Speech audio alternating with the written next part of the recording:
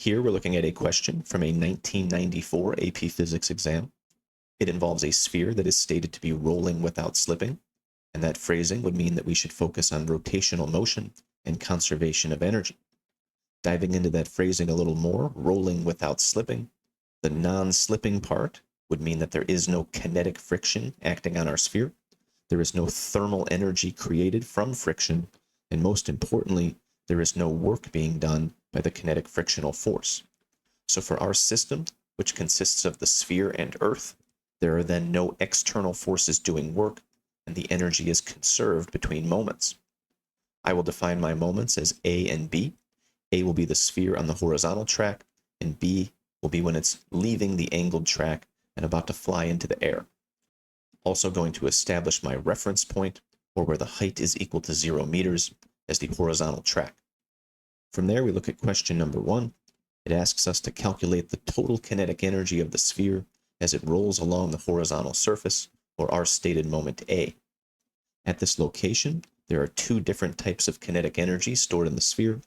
It has a linear kinetic energy because of its rightward motion, and it has a rotational kinetic energy because it is rotating clockwise as it moves along the surface. To find the total kinetic energy of the sphere, we have to recognize that both of these are present, find their values, and add them together. So mathematically, that's my goal. Let's find each of these and add them up. My formula sheet gives the substitutions for linear kinetic and rotational kinetic energy. I'm going to sub those in for their respective variables. From there, I'm looking at a conversion between linear velocity v and angular velocity omega. I was not given any information about angular velocity in this question, so I will want to sub out the omega variable. Also, rotational inertia, I want to sub that out as well. I was given an equation for rotational inertia for this sphere as 2/5 mr squared.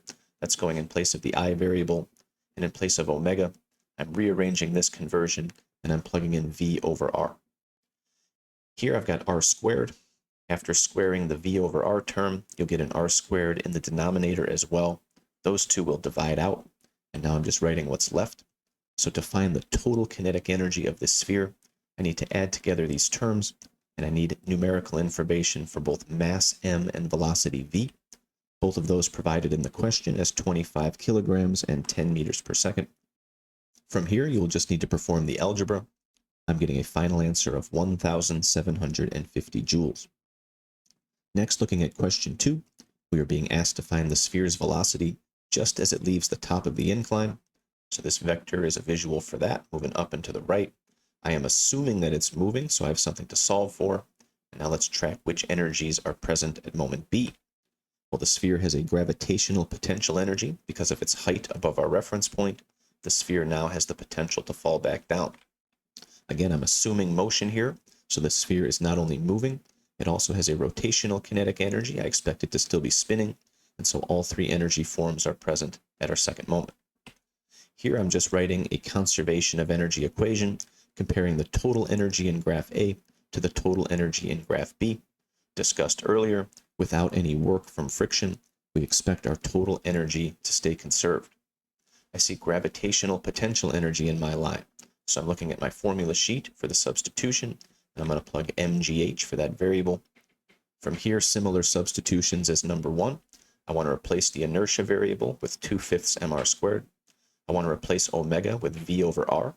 I'm calling this other velocity v2 just to make it stand out. After squaring what's in the parentheses, you'll see r squared divided by r squared again, and that'll go away. Here I'm just writing what's left. In order for me to solve for velocity v2, I will need numerical information for everything else in this line. Well, looking it over, I have already calculated the total kinetic energy. I was given the mass and the height in this question. I'll use Earth's gravitational field strength as 10 newtons per kilogram. Now again, just algebra from here, I have all that I need, and I get a final answer of 7.56 meters per second. So when you see questions that involve rolling without slipping, understand that the not slipping part means that kinetic friction will not have an effect, it will not do work, and energy will be conserved. So often these questions will involve conservation of energy from one moment to another. If you found this video helpful, then I have other resources that you may be interested in as well. For more information, check out my website, shoot me an email, or follow me on X and Facebook. All of the links can be found in the video description.